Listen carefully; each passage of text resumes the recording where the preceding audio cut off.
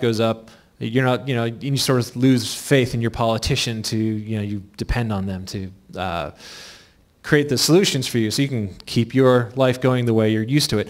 That's a biosocial pressure. That's a outside pressure imposing itself upon you. When enough of this pressure builds up, it's not that we want it to. I know most people do not advocate the increase of suffering on any level.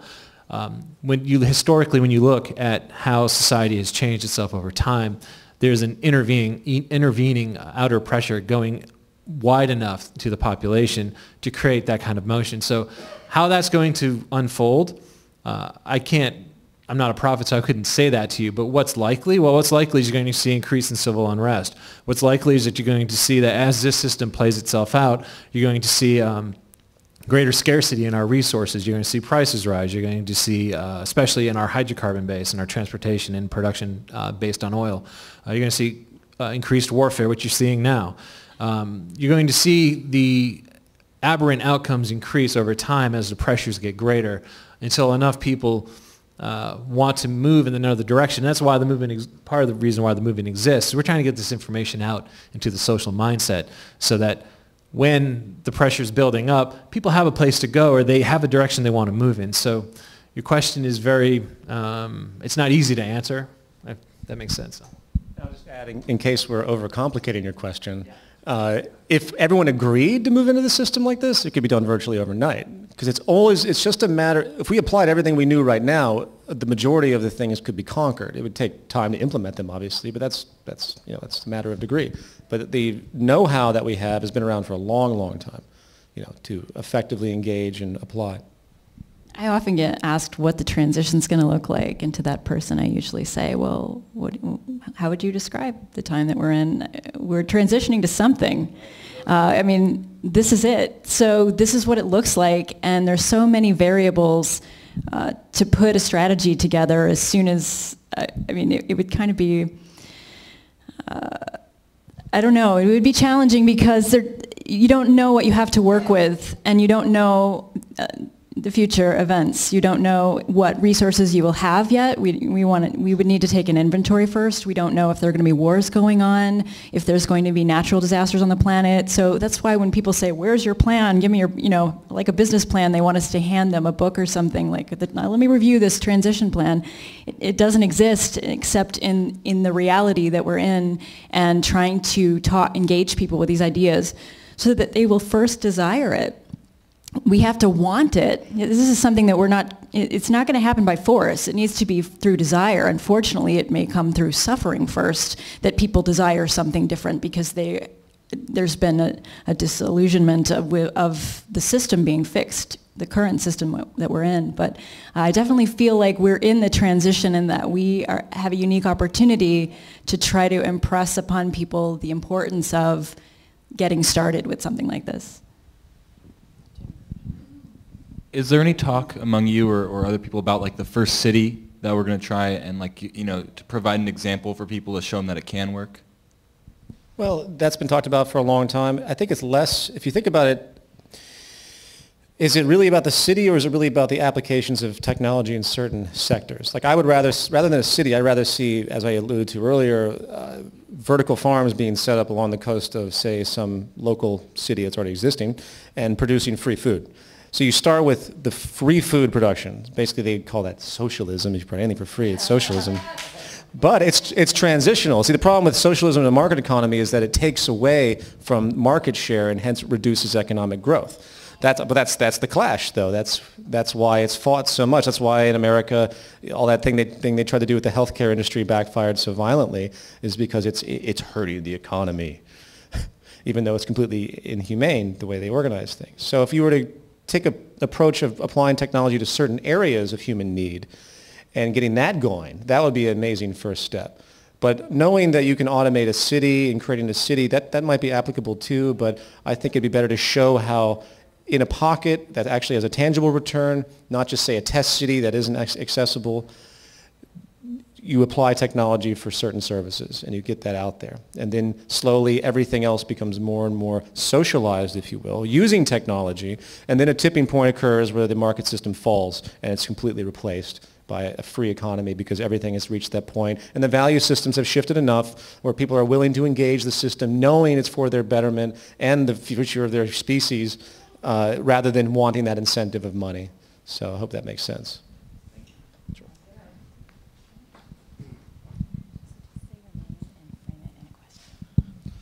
Hi, my name is Richard Benazuz. I'm here, I represent the Arab Spring, the revolution that is taking place. Okay, thank you. And it is a pleasure to meet you guys who are in charge of this process. What I call this is the collective consciousness. This is called the golden time. We are not here by accident. We all had to come here because it is distant. So what is taking place here, it is also distant.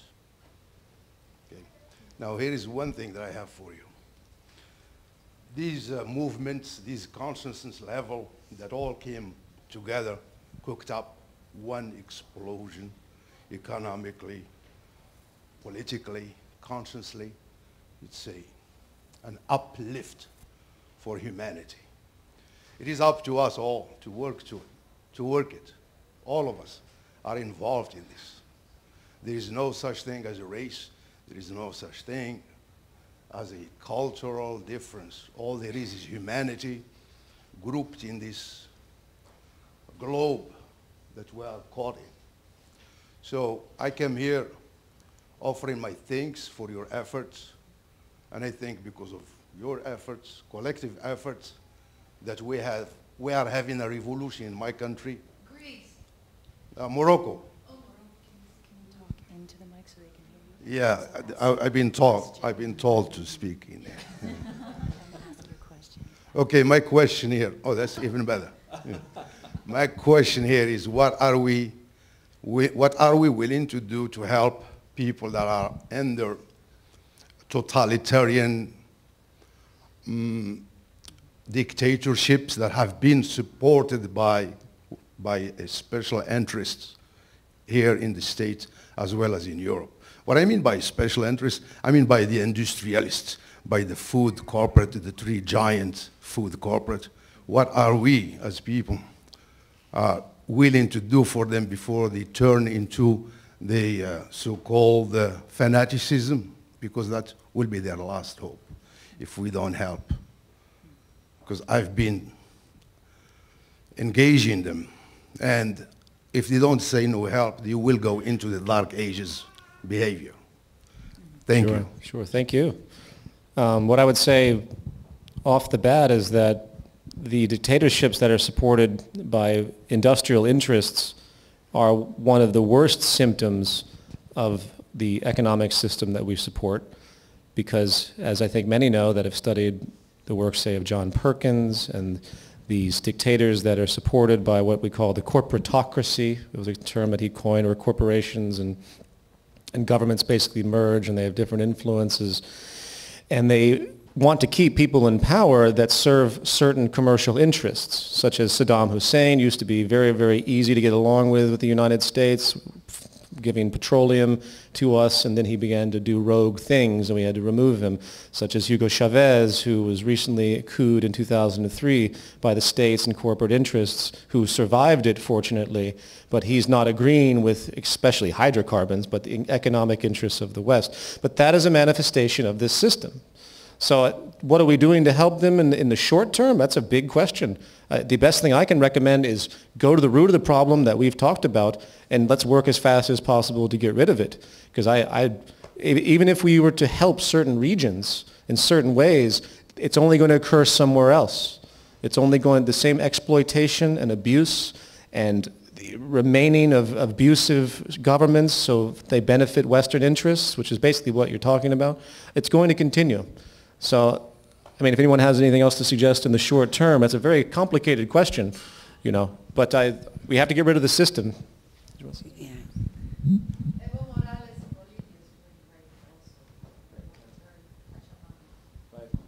I just wanted to acknowledge you and say that I understand. I mean, obviously, in a lot of Middle Eastern countries and just a lot of repressive countries, it's a different situation. Reading the Declaration of Solidarity from Cairo, they appreciated the nonviolence of what's going on here, but said that their situation is different, and people do need to resist and not initiate violence, but if they didn't, then they'd be in jail or dead. So it's different in different places around the world, but as Peter and everyone's been talking about, the education underneath it is so important, but we can't claim to understand how unique it is in each country, obviously, dealing with that kind of repression. All we ask of you is to recognize a criminal. That's all we recognize. You do not shove bottles up people's anuses and still be considered a bona fide in Washington. You do not put people underground for 20 years and you still well received in Washington. You do not rape the whole country and take its resources and put billions here and still be recognized as a dignitary. It should be known and declared as a criminal. That is all what we're asking from you. That's all I'm asking. That's all I'm asking.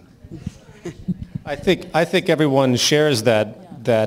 I mean, obviously, there are extremes that have to be taken down, if you will, as fast as possible in an immediate sense. But again, it all underscores a certain logic. The people that are so abused, as you speak of, are usually in the way of something, and that usually has to do with commerce. Usually has to do with something regarding resources or the movement of those resources. That's why the movement is as broad as it is. But anything that we can come up to help with, we certainly will in the meantime. But I hope you do recognize the issue that we brought up. Thank you. Hello, hi guys. My name is Luis Hernandez. So basically just kind of taking off from what we were just talking, I want to get your thoughts on how important is this American awakening that's going on in order to move forward to this change of values and change of consciousness that we need. Just your thoughts on how important it is. I see it as being massive, which I think most would agree. America, for one. Before I pass the mic, I'll say that like about a year and a half ago, we'd sit around and say, God, it's going to take like generations for anyone to really kind of begin to recognize the problem, or at least on the surface, and the world to come together. It's going to take too long, and then boom, in a very rapid manner, whether it's absolutely targeted towards the root problem or not, it isn't, but it could be. We have this massive global movement against the financial system, which they don't quite know what they're protesting yet, as far as I'm concerned, but hopefully they will. But it's amazing, and it's beautiful, and it's the beginning of really this main awareness of what is the economy, what's driving us, why are there abuses, why all the imbalance and everything else. So I think it's profound and could be the beginning of everything that we've been talking about. I was just going to reiterate that it is definitely beyond the U.S., and I think that the U.S. may actually be later to adopt because there are greater needs with people feeling the crunch in a much more dramatic way in other countries right now. And I think we're kind of used to being pampered, and maybe we'll react quickly once that finally... we didn't have to get that bad before you had people occupying Wall Street. That's one thing that should be noted. You're not looking at people that... you're not looking at desolate, malnourished people. You're looking at what was, Exactly, but I'm saying when you look at the Occupy movement and who comprises it, a lot of people would have expected it to be only the people who are, who haven't had jobs for a really long time. But there are some people who are just coming into a realization because something impacted them in the last couple of months, and they're ready for a change. They're ready for a revolution, and it didn't take them long to realize, wait a minute, something's up. I'm not going to have the same lifestyle I used to have. So I will say that about Americans is that we've been slower to talk about these ideas, but I think we're going to be quicker to realize, wait a minute, this is unacceptable because we've been so pampered. So I have that hope for us.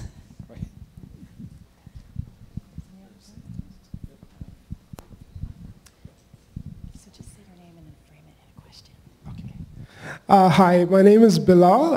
I am an artist and a futurist. My question is for the panel and for everyone here, including everybody watching worldwide.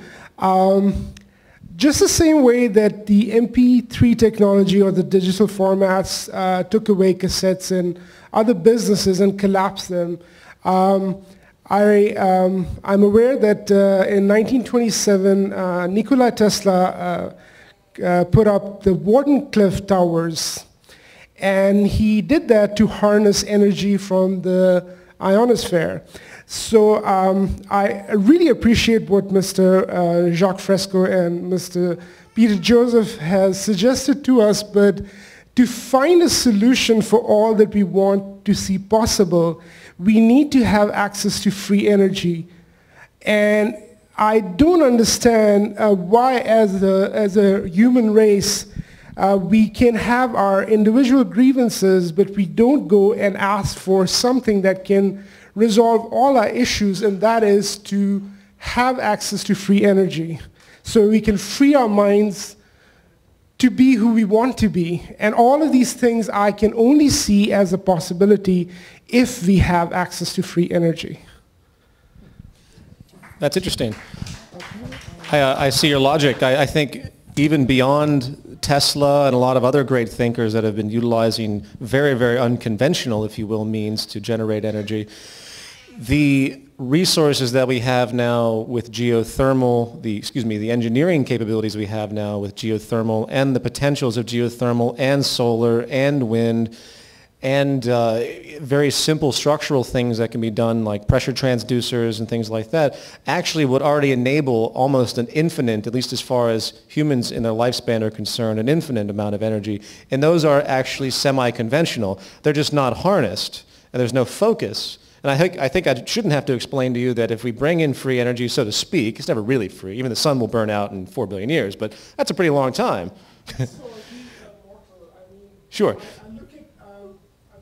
Well, hold on, let me finish my point, though, is that the market system can't have that. If you think about how much GDP is generated across the world from petroleum, or any kind of energy, really, the ability to use automation to produce the technology, to apply it, and generate whatever the source, energy that can be available to all without cost, would collapse the entire world economy. That's how severe the energy GDP relationship is. That's how much of an expense. Well, for us, that would be beautiful. I'm talking about the market system. As I complained about earlier, the system is anathema to that. It can't have that type of efficiency. It won't work. So I plant that seed. That's why we're hindered. We could have had virtually free energy many, many, many, many years ago if we wanted. The same with Nikola Tesla's period. You know, he knew that. But shouldn't we, as a movement or as a race, shouldn't we be like I listen to all the Occupy movement, and they keep talking about individual concerns, and I'm like, why as a race don't we go and ask for that? If there is an availability and an awareness, if we can educate people on it, then they would, like as you mentioned, if they know that there is something that can benefit them. And I personally see that the monetary system will collapse faster than anything, just the same way I mentioned when digital came, all the other formats, and I mean, you look at books, they're digitalized now, there's no paper waste.